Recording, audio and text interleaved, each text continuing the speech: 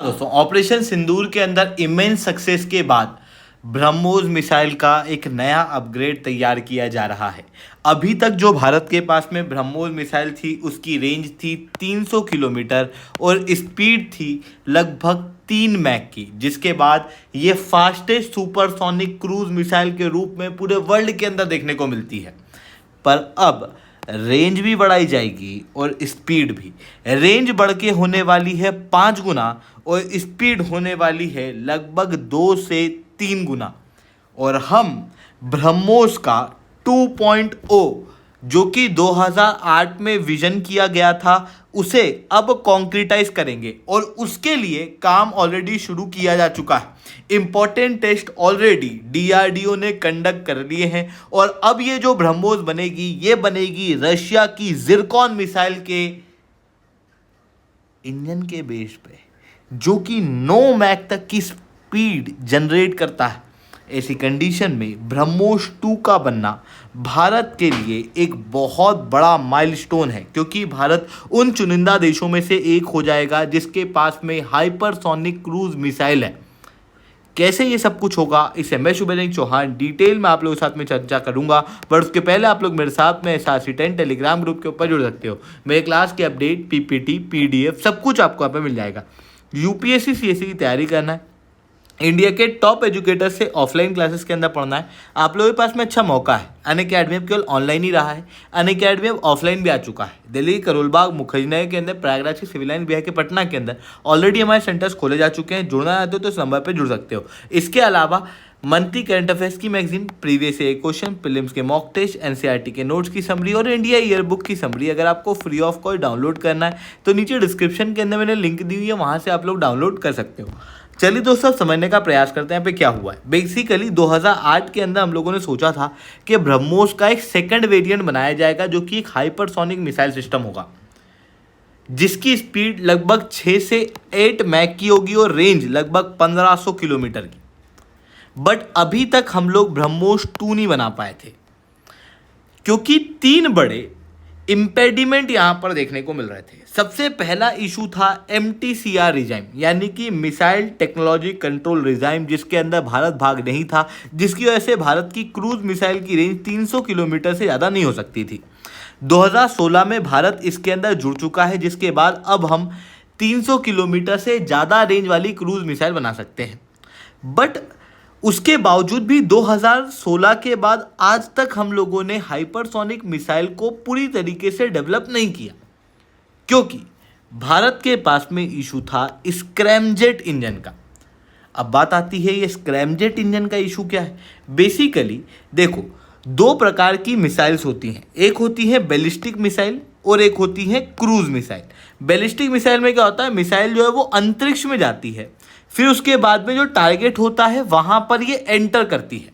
इस प्रकार की मिसाइल के अंदर जनरली रॉकेट इंजन लगा होता है, साथ में इसमें ऑक्सीजन टैंक भी होता है। और क्योंकि रॉकेट इंजन लगा होता है ना, इस कारण से बैलिस्टिक मिसाइल के अंदर हाइपरसोनिक स्पीड अचीव करना काफ़ी ईजी है। इसी कारण से आप अग्नि मिसाइल के अंदर ना हाइपरसोनिक स्पीड देखोगे।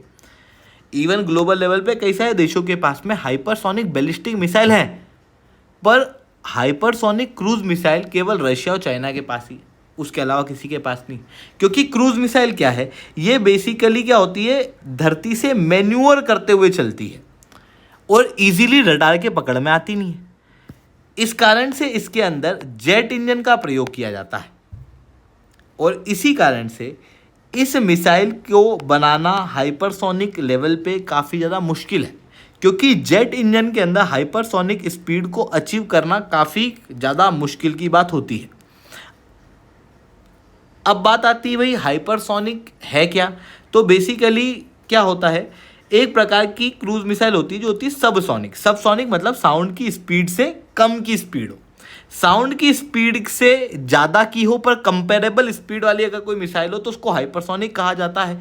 और कोई सी 5 मैक से ज़्यादा, यानी कि साउंड की स्पीड से 5 गुना से ज़्यादा स्पीड वाली कोई सी मिसाइल होती है तो उसे हम लोग कहते हैं हाइपरसोनिक क्रूज मिसाइल।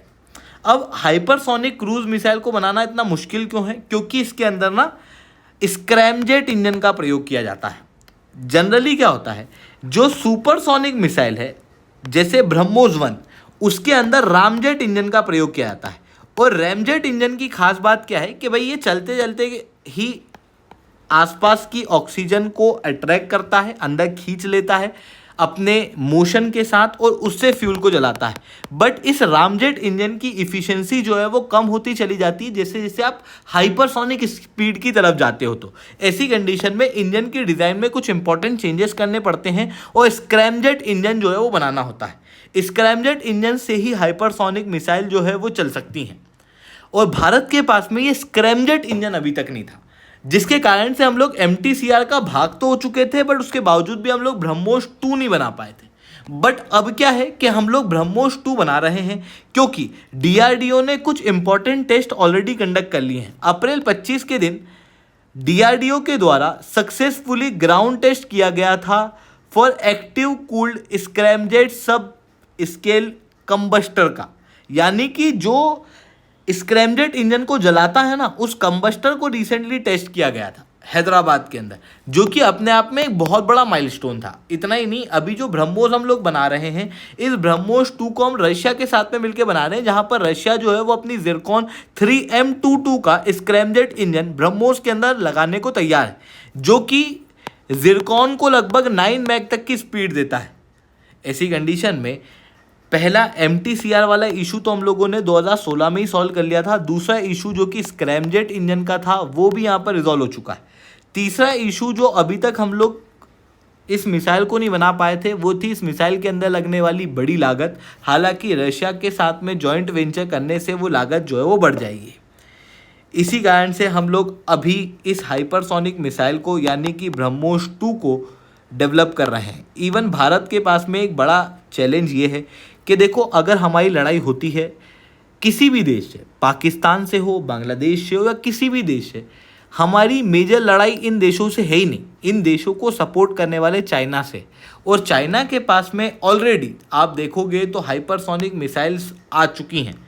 भले ही ये मिसाइल ग्राउंड लेवल पे इफेक्टिव ना हो पर ये मिसाइल्स हैं चाइना के पास। और चाइना जिस तरीके से PL-15 पाकिस्तान को दे रहा था, इसी तरीके से आने वाले समय में भारत का किसी भी देश के साथ कॉन्फ्लिक्ट होगा तो चाइना हो सकता है कि इन हाइपरसोनिक मिसाइल को उन देशों को दे दे। ऐसी कंडीशन में एक डेटरेंस को क्रिएट करने के लिए बहुत ज़्यादा इंपॉर्टेंट है ब्रह्मोस 2 को बनाना। और भारत इस ब्रह्मोस 2 को बहुत ज़्यादा समय में नहीं बनाएगा, बहुत कम समय में बनाने की क्षमता रखता है, क्योंकि आज भारत की जो मिसाइल को डेवलप करने की कैपेसिटी है वो बहुत ज़्यादा है। इवन DRDO के चीफ के अनुसार बताऊं तो भारत के पास में इस तरीके की कैपेसिटी हो चुकी है कि हम किसी भी मिसाइल को अगर बनाना चाहें तो महज 2 साल के अंदर अंदर बना सकते हैं। और एक बार अगर हम लोग ब्रह्मोस 2 बना लेते हैं तो उसके बाद में प्रोजेक्ट विष्णु के तहत हाइपरसोनिक मिसाइल जो कि कंप्लीटली इंडिजिनस होगी वो भी हम लोग बना पाएंगे, क्योंकि स्क्रैमजेट की टेक्नोलॉजी भारत के पास में आ चुकी होगी। अब यहाँ पर जो नोट करने वाली बात ये है वो ये है कि हाइपरसोनिक मिसाइल अभी तक यूनाइटेड स्टेट्स ऑफ अमेरिका के पास में भी नहीं आई, वो भी सालों से अनसक्सेसफुल रहा है। चाइना और रशिया ने क्लेम तो किया है पर चाइना के पास में जो मिसाइल है वो प्रॉपरली हाइपरसोनिक है कि नहीं और इफेक्टिव है कि नहीं, उस चीज़ के ऊपर अभी तक कोई भी क्लैरिटी हम लोगों को नहीं मिल पाई है। आई होप ये सारी बातें आपको समझ में आई होंगी। लेक्चर अच्छा लगा हो तो लाइक करना, लेक्चर बहुत अच्छा लगा हो नीचे 7 रिटर्न कमेंट करना। UPSC CSE की तैयारी करना, इंडिया के टॉप एजुकेटर से ऑफलाइन क्लास के अंदर पढ़ना है, आप लोगों के पास में अच्छा मौका है। अनअकैडमी अब केवल ऑनलाइन ही रहा है, अनअकैडमी अब ऑफलाइन भी आ चुका है। हमारे सेंटर्स ऑलरेडी खोले जा चुके हैं, जुड़ना चाहते हो तो संभव में कांटेक्ट कर सकते हो। उसके अलावा मंथली करंट अफेयर्स की मैगजीन, प्रीवियस ईयर के क्वेश्चन, प्रीलिम्स के मॉक टेस्ट, NCERT के नोट्स की समरी और इंडिया ईयर बुक की summary free of cost download करना, नीचे डिस्क्रिप्शन के अंदर मैंने लिंक दी है, वहाँ से आप लोग डाउनलोड कर सकते हो। ठीक है दोस्तों, आज के लिए इतना ही। That's all from my side. जय हिंद, जय भारत।